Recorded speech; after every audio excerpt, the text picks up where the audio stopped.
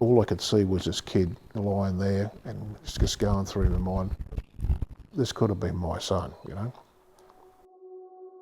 Police have confirmed a man has died in a workplace accident at Fairfield Quarry near Claremont. It was meant to be a normal day's work at the Fairfield Quarry, but at 11:20 this morning, it took a tragic turn.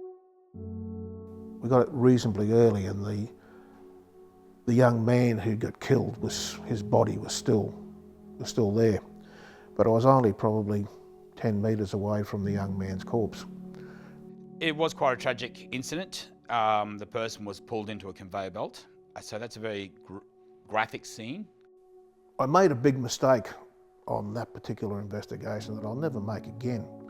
I made the mistake of looking him up on Facebook, and there was this very beautiful photograph of this young man with his fiancée and this beautiful child. I can tell you, I can see that photograph as clearly as I can see you.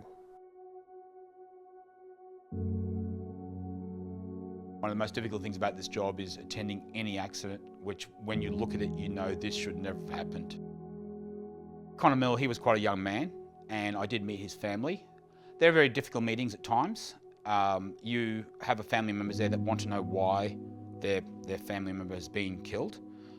It's normally often can be very early in the investigation. You've not uncovered every reason, or you may even have certain information, but because of legal reasons, you can't divulge that. And that's sometimes very difficult because from my experience, all the family want is answers as to why this has occurred.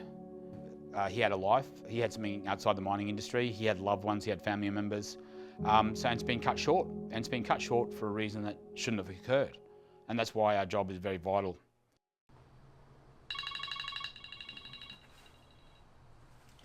Hi Dave, how you going? Whereabouts? Yeah, I can be on the road in a few minutes. I just need to grab my bag and I can go. With my job, I carry a mobile phone with me 24/7, 365 days, so you don't necessarily get a day off. The resources industry as a whole is a 24/7 industry. They never shut down. Even Christmas Day, other days, they never shut down. So it's always on the go.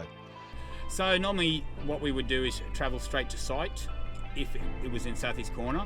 But today, however, I've got to go to the airport because where I have to travel to is in central Queensland. You're not too sure how long you're going to be at the site. It will depend on the initial response and how many people are still at site.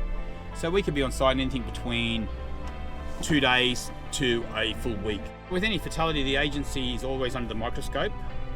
We have to do the investigation to find out why it's occurred.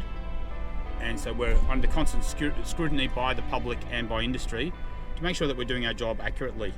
Most of the people in the industry, by and large, are focused on doing the right thing.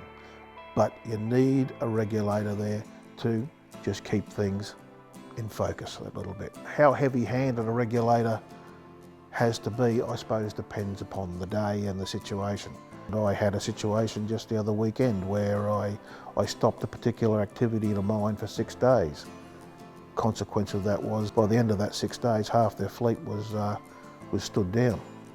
But on that occasion, I felt that I had no other choice to do it. When there's a problem out there that's been identified through either a HPI, a complaint, or however it's got to me, working with the people and coming up with a satisfactory solution for all is a great feeling. Do you think safety's improved?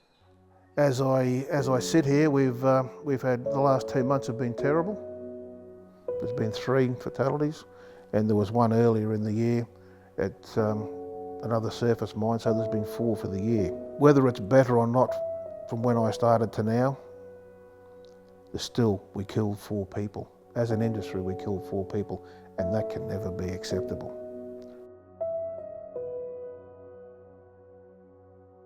Staff from the Mines Inspectorate are currently on their way from Townsville to begin the investigation.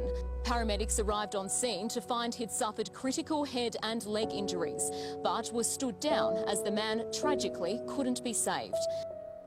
The result of all that was that they got a better conveyor system. The plant was improved at that quarry, but it cost a young man's life, and that's sad.